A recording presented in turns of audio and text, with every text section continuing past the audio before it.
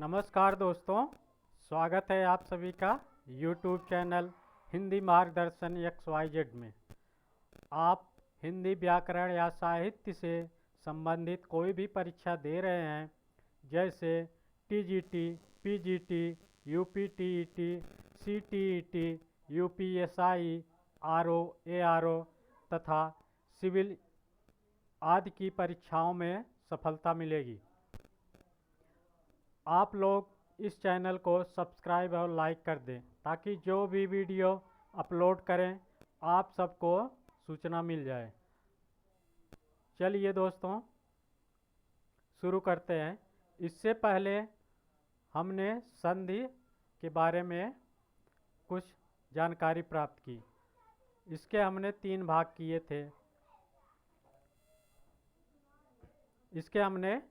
भाग किए थे। तो पहला हमने स्वर संधि और दूसरा व्यंजन और तीसरा विसर्ग। तो हमने पहला संधि स्वर संधि को हमने पढ़ा।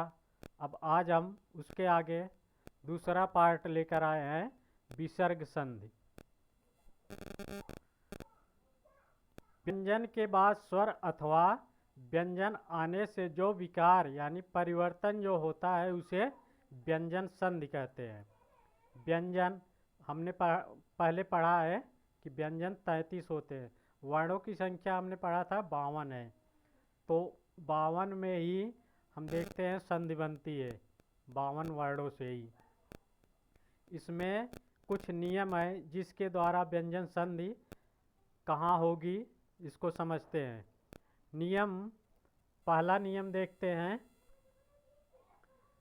वर्ग के पहले वर्ण का तीसरे वर्ण में बदलना।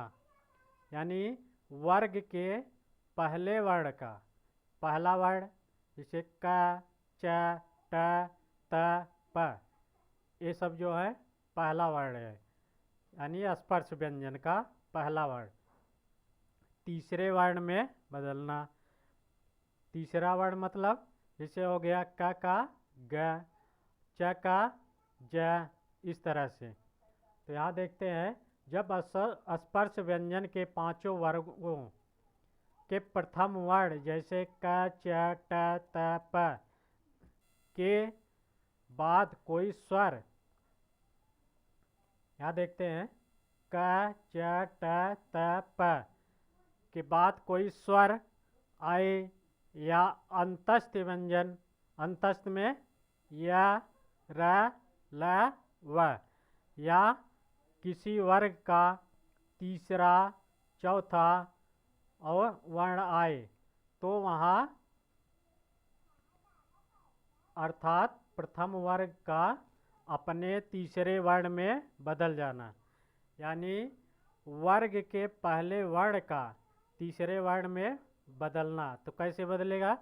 जब क, च, ट, त, प के बाद कोई अन्य स्वर या अंतस्थ व्यंजन या र, ल, व या वर्ग का तीसरा और चौथा वर्ण आए तो जो पहला वर्ण रहेगा उसको वो अपने तीसरे वर्ग में बदल जाएगा।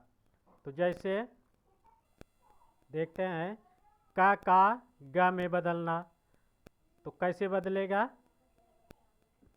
दिग्गज, यहाँ देखते हैं दिग्गज।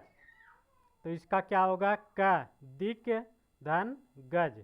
तो इसमें क आया और ग, तो क अपने तीसरे वर्ण में बदल जाएगा, तो यहाँ हो जाएगा ग, तो दिग्गज। उसी तरह वागीश, वागीश का वाक धन ईश। तो क है इसमें, ये जो क है और ई आ गया। हमने कहा था ना कोई स्वर आए तो स्वर क्या है? ई। तो ई जब क अपने ग वर्ग में बदलेगा तो ई की मात्रा लग जाएगी, वागीश। उसी तरह सद्वाणी देखते हैं, स पहला देखते हैं, इसको आगे देखेंगे। तो उसके बाद हम दिगंबर, दिक धन अंबर, का जो है और इधर क्या है स्वर आ। का में जब आ मिलेगा तो ये पूर्ण हो जाएगा और एक का अपने वर्ग में तीसरा वर्ग बन जाएगा यानी ग। तो क्या हो गया दिगंबर। उसी तरह ऋग्वेद। ऋग्वेद में क्या है ऋक धन वेद का है। तो ये जब इसमें मिलेगा अपने वर्ग में तीसरा वर्ड बनेगा तो ग होगा और इस पे जो मात्रा है तो वा में मिल जाएगा दिग ऋग्वेद। ये ग जो बनेगा ये पूर्ण नहीं, क्योंकि इधर अगर स्वर होता तो ये ग पूर्ण व्यंजन बन जाता, तो आधा ग ही रहेगा ऋग्वेद। इसके बाद हम च वर्ग का यानी च का ज में बदलना। च जो है वो ज में किस तरह बदलेगा तो च पहला वर्ण च रहे, उसके बाद स्वर या र ल व या तीसरा चौथा वर्ण आए तो च का ज में बदल जाएगा। तीसरा वर्ण मतलब जैसे हमने क ख ग घ अंग किया तो ये पहला दूसरा तीसरा चौथा पांचवा। उसी तरह च छ ज झ य तो ये भी पहला दूसरा तीसरा चौथा पांचवा इस तरह होगा। तो इसलिए कहते हैं कि तीसरा और चौथा वर्ण आए तो च जो है ज में बदल जाएगा। जैसे अजंत। अजंत में क्या होगा संधि विच्छेद अच धन अंत। च है जो अपने तीसरे वर्ग में बदलेगा तो ज हो जाएगा, तो अजंत। इसके बाद तीसरा देखते हैं ट का ड में बदलना। ट के बाद स्वर या र ल व या तीसरा चौथा वर्ण आए तो ट का ड में बदल जाएगा। देखते हैं उदाहरण खट दर्शन। इसमें क्या है खट धन दर्शन। ट है ट अपने तीसरे वर्ण में बदलेगा तो ड बन जाएगा, तो क्या हो जाएगा खड खड दर्शन। उसी तरह खडानन तो खट धन आनन। ट अपने तीसरे वर्ग में बदलेगा तो क्या हो गया ड ख और इधर आ है तो ये पूर्ण हो जाए खडानन। उसी तरह खड्रिप सड्रिप तो क्या हो जाएगा सट धन रिप। ट अपने ड वर्ग में बदलेगा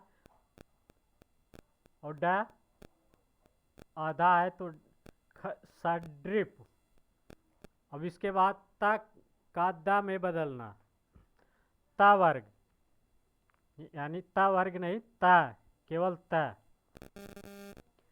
के बाद स्वर या र ल व या तीसरा या चौथा वर्ण आए तो त द में बदल जाएगा यानी तीसरे वर्ण में बदल जाएगा। तो कैसे सतबाड़ी सत धन बाड़ी। त जो है अपने तीसरे वर्ण में बदलेगा तो त का द हो जाएगा, तो क्या हो गया सदबाड़ी।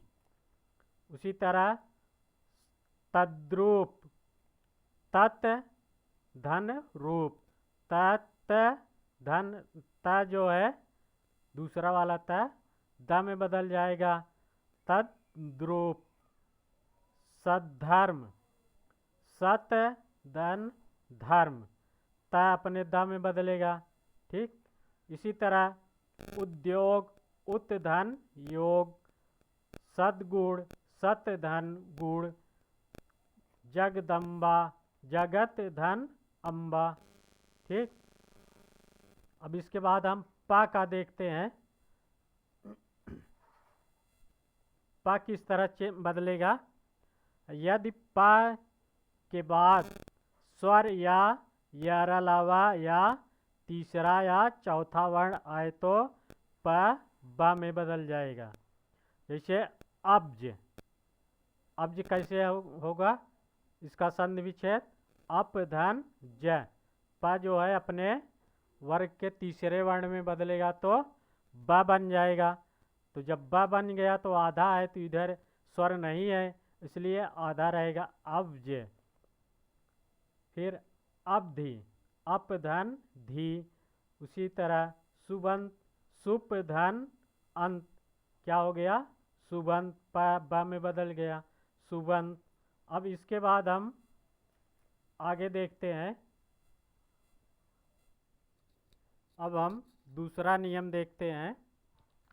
यदि क च ट त प के बाद न या म आए तो क च ट त प अपने वर्ग के पंचम पांचवा वर्ण क्रमशः अंग, इंग, अण, न, म।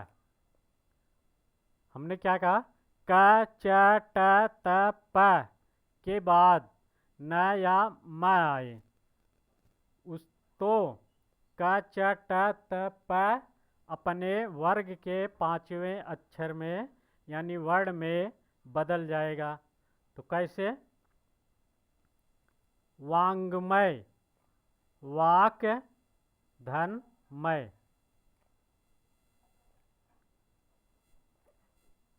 उदाहरण वांग्मय, वाक धन मय। का जो है अपने पांचवें वर्ग में बदलेगा तो अंगा हो जाएगा वांगमय। उसी तरह दिंग नाग, दिक धन नाग, का जो है अपने पांचवें वर्ग में बदलेगा तो अंगा हो गया, तो आगे दिंग नाग। उसके आगे चिन्मय, चित्त धन मय, ता जो है म में बदल इंग में बदलेगा अपने पांचवें वर्ग में तो चिन्मय। उस आगे देखते हैं जगन्नाथ, जगत धन नाथ, ता जो है अपने पांचवें वर्ग में बदलेगा तो जगत जगन्नाथ। उन्नत, उत धन नत, ता जो है अपने पांचवें वर्ग में बदलेगा तो न हो जाएगा तो उन्नति। खड़ मास, खट धन मास, यानी जब ये ता अपने पांचवें वर्ण में बदलेगा तो अड़ा हो जाएगा खड़ मास। षड मास मार्ग, सट धन मार्ग। अमय, अप धन मय, प म में बदल गया अममय। यहाँ ध्यान दीजिएगा, जैसे हमने कहा वाक, वाक धन मय, क में हलंत रहेगा, ठीक, पूर्ण नहीं होता। कहीं भी देखिए जैसे दिंग नाग, दिक धन नाग, दिक यहाँ हलंत धन नाग, व्यंजन में हलंत रहेगा, इतना ध्यान दीजिएगा। और अब इसके आगे हम तीसरा नियम देखते हैं। यदि माँ के बाद कोई स्पर्श व्यंजन, स्पर्श व्यंजन कौन कौन से, क से म तक जितने आते हैं 25 वे स्पर्श व्यंजन है।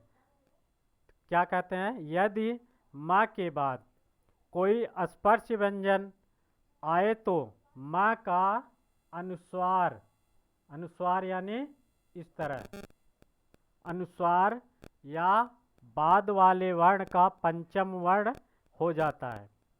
या तो अनुस्वार हो जाएगा, नहीं तो जो बाद में आएगा यह स्पर्श व्यंजन उसके पंचम अक्षर में हो जाएगा।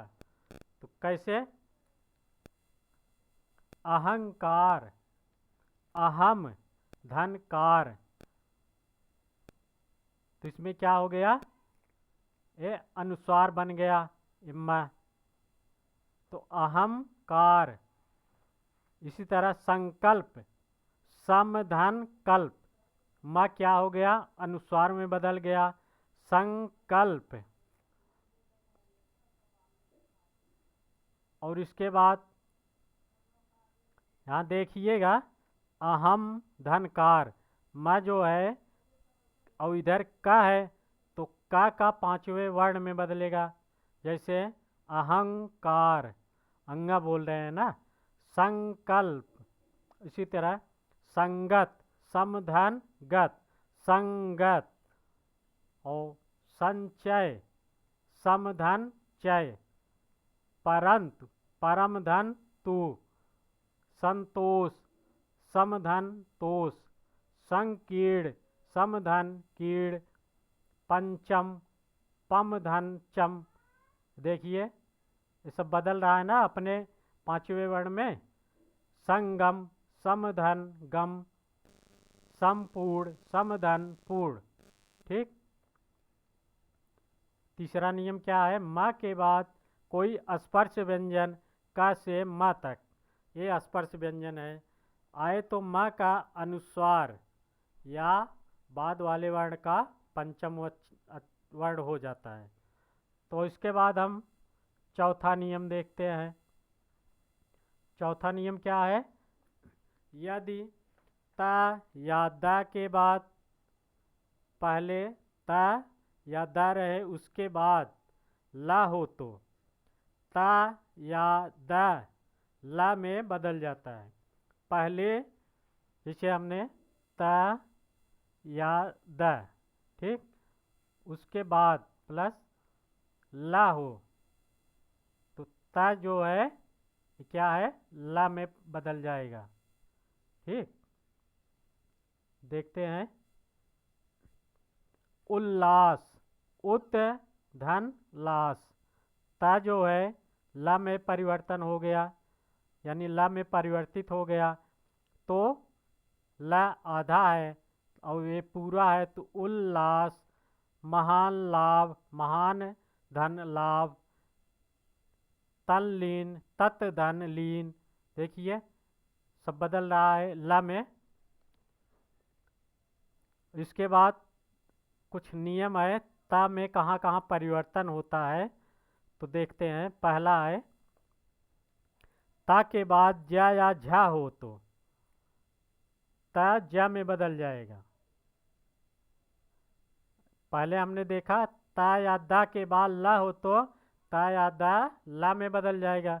अब इसके बाद अगर देखते हैं, ता के बाद ज्या या झा हो तो ता ज्या में बदल जाएगा। जैसे सज्जन, सत धन जन, ता है तो किस में बदला, ज्या में, तो सज्जन। उज्ज्वल, उत धन ज्वल, ता किस में बदला, ज्या में। ठीक। ता के बाद ज्या या झा हो तो ता जो है वह ज्या में बदल जाएगा। उसके बाद और देखते हैं, ता के बाद ता या डा हो तो ता डा में बदल जाएगा। पहले हमने देखा ता के बाद ज्या झा हो तो ता ज्या में बदल रहा है। इसके बाद ता के बाद यदि टा और डा हो तो ता जो है डा में बदल जाएगा। जैसे उड्डयन, उत धन डयन, ता जो है डा में बदलेगा तो आधा हो जाएगा, उड्डयन। उसके बाद तीसरा देखते हैं, ता के बाद यदि चा या छा हो तो ता का चा में बदल जाएगा, यानी चा हो जाएगा। यदि ता के बाद चा छा हो तो ता जो है चा में हो जाएगा। जैसे उच्चारण, उत धन चारण, ता जो है चा में बदल गया तो उच्चारण। जब ता चा में बदलेगा तो आधा ही रहेगा, अगर स्वर होता तो पूर्ण बन जाता। ठीक। उच्चारण, उसी तरह देखते हैं, सच्चरित, सत धन चरित। अब चौथा देखते हैं, ता के बाद हा हो तो ता के स्थान पर द और हा के स्थान पर धा हो जाता है। ता के बाद ह हो तो ता के स्थान पर द और ह के स्थान पर ध हो जाएगा। जैसे तद्धित, तद्धित, तत् धन हित, तद्धित। देखते हैं ता के स्थान पर द हो जाएगा और ह के स्थान पर ध हो जाएगा। तो यहाँ ता के स्थान पर द हो गया और ह के स्थान पर ध हो गया, तो क्या बन गया? तद्धित। उद्धत, उत धन हत, तो ता के स्थान पर द हुआ और ह के स्थान पर ध हो गया, उद्धत। और इतना ध्यान दीजिए, ये जो यहाँ परिवर्तन हो रहा है ता का, ये आधा है लेकिन देखने में पूर्ण लग रहा है, लेकिन ध जो है पूर्ण है। इतना ध्यान दीजिएगा, ये ह जो है ये पूर्ण है, तो इसलिए ये जो ध बनेगा वह भी पूर्ण बनेगा। कहीं भी देखेंगे तो ये सही होगा। अब इसके बाद पांचवा नियम देखते हैं। ता के बाद यदि स यानी बड़ा सा हो तो ता का च और स का छ हो जाता है। ठीक, ता के बाद अगर बड़ा स आ रहा है तो ता का च हो जाएगा, ता च में परिवर्तित हो जाएगा और स छ में। जैसे उच्छ्वास, उत धन श्वास, तो ता क्या हो गया? किसमें परिवर्तित हुआ? च में। ठीक, और स क्या है? छ में परिवर्तित हो गया, तो उच्छ्वास। ठीक, इसके बाद हम नियम पांचवा देखते हैं। पांचवें नियम में स से पहले आ या आ, स से पहले आ या आ से भिन्न अन्य स्वर हो तो स का स में परिवर्तन हो जाएगा। ठीक, स छोटा सा जिसको बोलते हैं, स से पहले आ या आ से भिन्न, यानी स के पहले आ को छोड़कर अन्य स्वर आए तो स का मूर्धन्य स हो जाता है। कैसे? विषम, बी धन सम, आ को छोड़कर, आ नहीं है, ई आया है। ठीक, ई किस में परिवर्तित होगा? यहाँ से खटकोण में, बी स म। जैसे देखते हैं, बी धन छोटा सा विषम, बी अगर हम देखते हैं बी में से ई निकाल लेंगे, ई धन स म, तो स किस में बदल रहा है? स में बदलेगा। ठीक, तो इसमें जुड़ जाएगा, वी स फिर म। ठीक, विषम हो गया। उसी तरह सुषमा, सुधन समा, इसका किस में बदल जाएगा? मूर्धन्य स में। और नियम 6 देखते हैं।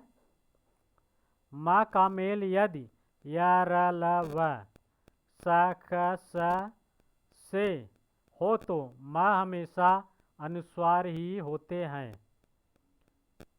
माँ का मेल यदि या र ल व स ख स से हो तो माँ हमेशा अनुस्वार ही होता है।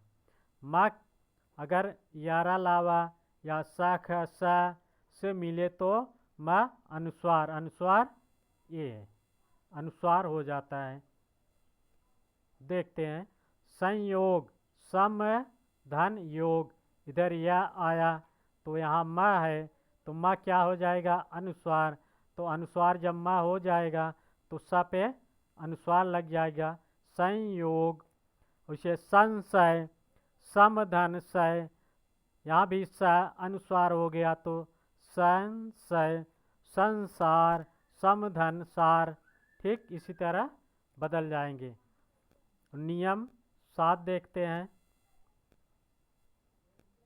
जब दंत स या त वर्ग के बाद दंत स यानी छोटा स या त वर्ग के बाद मूर्धन्य मूर्धन्य स या ट वर्ग आए तो मूर्धन्य स या ट वर्ग यानी ट ठ ड ढ ण ना, तो दंत स के स्थान पर इसके स्थान पर मूर्धन्य स तथा ता वर्ग के स्थान पर ट हो जाएगा।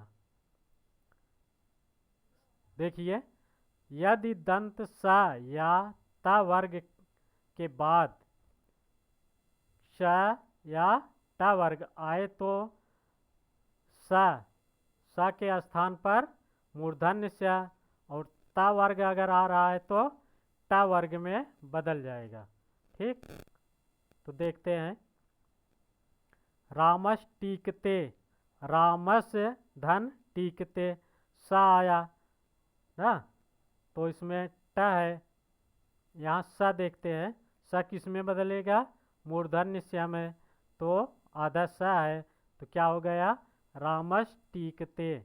तो धनुष टंकार, धनुष धन टंकार, स किस में बदल गया? मूर्धन्य स में, धनुष टंकार।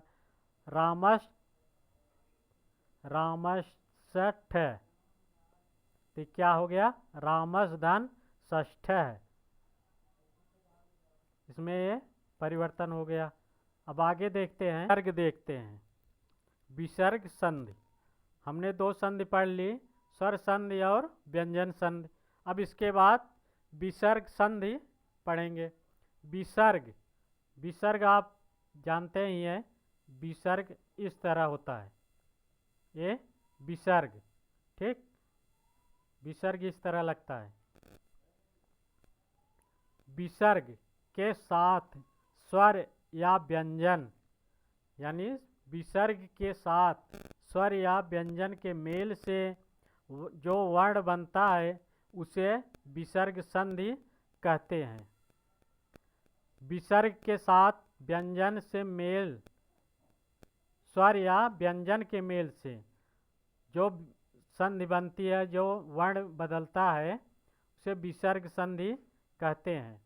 विसर्ग की पहचान विसर्ग ए है। ठीक, इसकी पहचान है।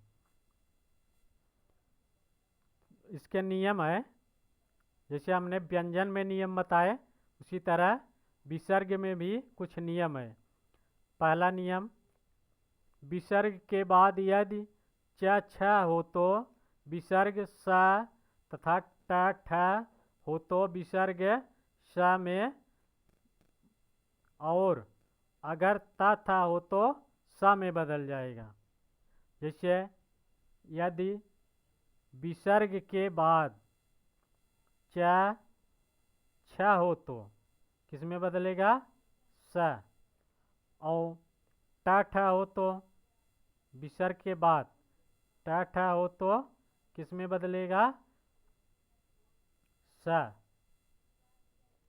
और विसर्ग के बाद यदि त था हो तो किस में बदलेगा? स।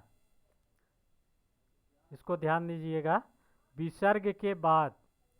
ठीक, अब हम देखते हैं उदाहरण। यहाँ हमने बताया विसर्ग के बाद च छ हो तो स में, और विसर्ग के बाद ट ठ हो तो मूर्धन्य स में, और विसर्ग के बाद त था हो तो स में बदलेगा। और यदि विसर्ग के बाद ट ठ या ई या उ पहले आए, यानी विसर्ग के पहले ई या उ, फिर विसर्ग, उसके बाद क ख ट ठ प फ आए तो भी स बनेगा। ठीक, इसके बाद भी स बनेगा। तो उदाहरण देखते हैं। निश्चय, निश्चय में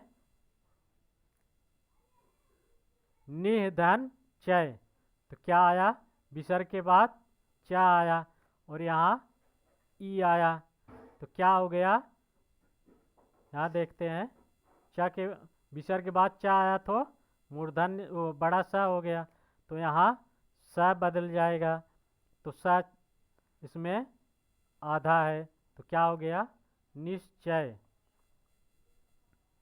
उसके बाद निश्छल, निह धन छल, उसी तरह ये विसर्ग जो है स में परिवर्तन हो गया। दुष्चरित, दुह धन चरित, उसी तरह निष्कपट, निह धन कपट, धनुष टंकार, धनुष धन टंकार, निष्फल, निह धन फल, नमस्ते, नमः धन ते, निस्तेज, निह धन तेज, दुस्तर, दुह धन तर, दुस्साहस, दुह धन साहस। ये हमारा परिवर्तन हुआ।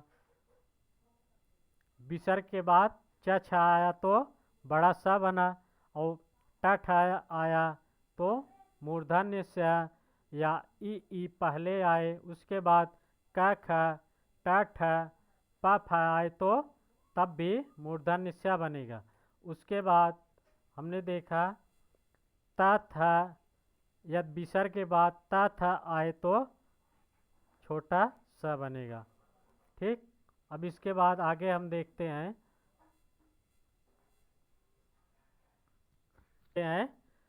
विसर्ग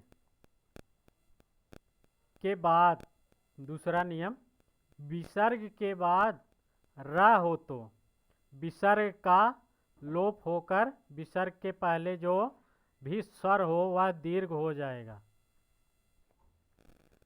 जैसे निरोग, निह धन रोग, तो इसमें हमने क्या उसका उदाहरण देखा, निरोग, तो परिभाषा क्या है, विसर्ग के बाद र आया, रोग हो तो विसर्ग का लोप होकर, ये जो विसर्ग है इसका लोप होकर इसके पहले जो भी स्वर हो, इसके पहले विसर्ग के पहले जो भी स्वर हो वह दीर्घ स्वर हो जाएगा।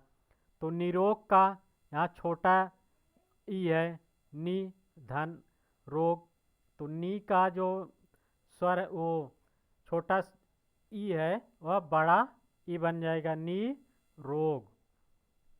उसी तरह नीरस, निह धन रस, तो इसमें बड़ा नी रस। यदि विसर्ग के पहले आ या आ और विसर्ग के बाद कोई अन्य स्वर आए तो विसर्ग का लोप हो जाता है। और विसर्ग और कहाँ लोप होगा, यदि विसर्ग के पहले आ यानी विसर्ग है उसके पहले आ के बाद कोई अन्य स्वर, इसके अलावा आ के बाद कोई अन्य स्वर ई उ कोई भी स्वर आए तो विसर्ग का लोप हो जाता है। तो कैसे, अत धन एव, अतः धन एव, तो इसमें विसर्ग का लोप हुआ, आ है विसर्ग के पहले, ता में आ है और उसके बाद ए है, तो विसर्ग का लोप हुआ था अतएव, अतएव। और यदि दूसरा नियम, यदि विसर्ग के पहले आ तथा बाद में का प हो तो विसर्ग में कोई भी परिवर्तन नहीं होता। यदि विसर्ग के पहले आ, ठीक, आ है तथा बाद में का या पा हो तो विसर्ग में परिवर्तन नहीं होता। जैसे प्रातः काल, प्रातः धन काल, तो का आया तो परिवर्तन नहीं होगा, तो प्रातः काल। और अंतःकरण, अंतः धन करण, ता बाद का आया तो परिवर्तन नहीं होगा। तो इसके बाद हम तीसरा नियम देखते हैं।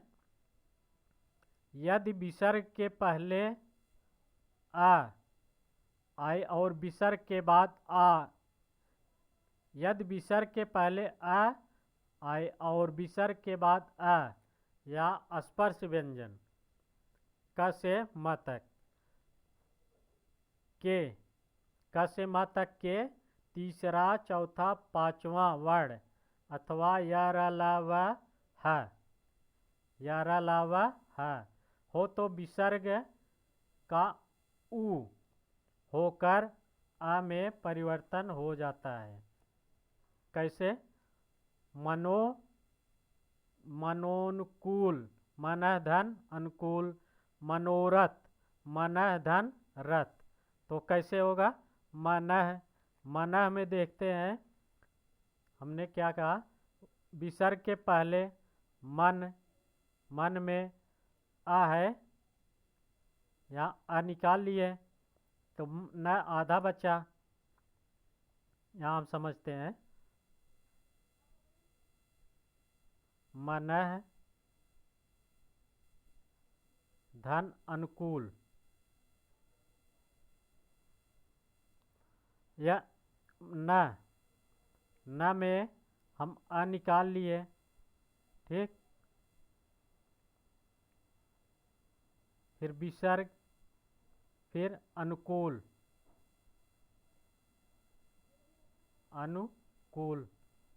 यहाँ देखते हैं विसर्ग पहले तो ओ में बदल जाएगा, ऊ में, विसर्ग यहाँ ऊ में बदल गया, ठीक। अब देखते हैं इधर आ है इधर ऊ है, ठीक। आ और धन ऊ, तो क्या हो जाएगा? आ धन ऊ, तो कौन सी संधि हो जाएगी? गुण संधि। गुण में क्या होगा? आ और ऊ मिल के ओ, तो इसमें क्या हो गया? मनोरथ मनः धन रथ, मनोरथ। यहाँ विसर्ग का ऊ बनेगा और इधर का आ मिलके आ और ऊ मिलके ओ बन जाएंगे, तो क्या हो जाएगा? मनोरथ। तो इसके बाद और देखते हैं वृद्ध, वयः धन वृद्ध, क्या हो गया? वयः धन वृद्ध। इसमें भी विसर्ग का ऊ हो गया, तो उसके बाद आ इसमें मिलके ओ बन गया, वयो वृद्ध। उसी तरह तपोभूम, तपः धन भूम, तेजोमय, तेजः धन मय, मनोयोग, मनः धन योग, मनोहर, मनः धन हर, सरोज, सरः धन जय, पयोद, पयः धन द, यशोधरा, यशः धन धरा। तो यहाँ क्या था? विसर्ग के जो है ऊ में परिवर्तन हो जा रहा था। कब हो रहा था? यदि विसर्ग के पहले आ आए और विसर्ग के बाद आ या स्पर्श व्यंजन का तीसरा चौथा पांचवा वर्ण या य र ल व ह हो तो विसर्ग का ऊ में परिवर्तित हो के फिर आगे जो आ आया है उससे संयोग करके गुण संधि के द्वारा यह ओ हो जाएगा, और ये ओ जो है ये आगे वाले वर्ण में जुड़ के बन जाएगा, ठीक। इसके बाद हम चौथा नियम देखते हैं। यदि विसर्ग के पहले आ को छोड़कर, यानी विसर्ग के पहले, ये विसर्ग है, इसके पहले आ को छोड़कर अन्य स्वर हो तो, तथा विसर्ग के बाद में आ, इसके बाद आ या तीसरा चौथा पांचवा वर्ण या य र ल व वर्ण हो तो विसर्ग का र हो जाता है, ठीक। यहाँ देखते हैं उदाहरण, पहले एक बार फिर देख लेते हैं। यदि विसर्ग के पहले आ को छोड़कर, आ को छोड़ दीजिए, उसके बाद जो अन्य स्वर हैं वो आ जाए, फिर उसके बाद विसर्ग के बाद वर्ण का यानी वर्ग का तीसरा चौथा पांचवा वर्ण या फिर या र ला वा में से कोई भी वर्ण आ जाए तो विसर्ग का र हो जाता है। कैसे? जैसे हमने देख लिया निराशा, निर्धन आशा, यहाँ र और आ गया तो क्या बन गया? र आधा बना, आ जुड़ जाएगा तो पूरा हो गया रा, फिर यहाँ नी राशा। इसी तरह दुर्जन, दोह धन जन, यहाँ ज आया है तो विसर्ग का र हो गया, आधा रा हुआ क्योंकि इधर स्वर नहीं है, तो इसे इसके बाद दू आधा रा ऊपर चला जाएगा रेफस्य ऊर्ध्वगमनम के अनुसार, फिर ज, फिर न, दुर्जन। उसी तरह आशीर्वाद, आशीर्धनवाद, विसर्ग का र हो गया, फिर आशीर्वाद। ठीक, इसके बाद अगला नियम, दो और नियम है, ये लगभग इससे भी प्रश्न बनते हैं, देख लेते हैं। इसमें है पूर्व रूप और पर रूप। पूर्व रूप क्या है? यदि प्रथम पद, जैसे ए हो गया, ये प्रथम है, ये दूसरा है। ठीक, प्रथम पद के अंत में ए या ओ, यहाँ जो है ए या ओ हो, तथा उसके बाद दूसरे पद का प्रथम में आ और इधर आ हो, तो आ का लोप होकर पूर्व रूप, तो इसका लोप होकर इस तरह का बन जाएगा पूर्व रूप। तो जैसे देखते हैं के या पी, ये पूर्व रूप बना है, इसको हम ऐसे लिखते हैं के आ पी। ठीक, तो कैसे बनेगा देखते हैं। के धन अप, हमने क्या कहा? ए या ओ, पहले क्या आया? के, ए आ गया, इसके बाद आ गया, आए तो पूर्व रूप हो जाएगा, तो आ का पूर्व रूप हो गया के या पी। उसी तरह को अपि, को धन अपि। ठीक, विप्रो अहम, विप्रो धन अहम। ठीक, ये तीनों उसी तरह परिवर्तित हो गए। फिर इसके बाद हम पर रूप, पर रूप में क्या है? प्रथम पद के अंत में आ, पहले पद के अंत में आ, उसके दूसरे पद के प्रारंभ में ए या ओ, ए या ओ हो तो आ के स्थान पर, इसके स्थान पर ए या ओ हो जाएगा। ठीक, इसका उल्टा, पूर्व रूप का उल्टा हो जाएगा।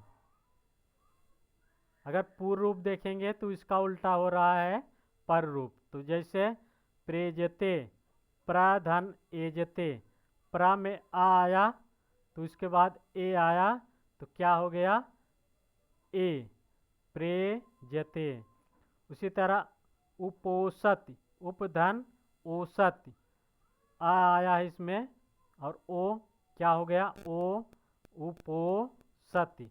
ठीक, अभी तक हम लोगों ने संधि पर विस्तृत अध्ययन किया। अब आप लोगों को संधि से संबंधित कोई समस्या नहीं होगी, क्योंकि इस तरह हमने पढ़ा दिया है कि भूल नहीं सकते। इसको केवल एक बार देखते रहिएगा ताकि भूल ना सकें। इस चैनल को सब्सक्राइब और लाइक कर दीजिए ताकि जो भी वीडियो डालूं, यानी जो भी वीडियो अपलोड करूं, वह आप सब तक पहुंच जाए। अब इसके बाद अगले वीडियो में अगला टॉपिक लेकर आएंगे। नमस्कार।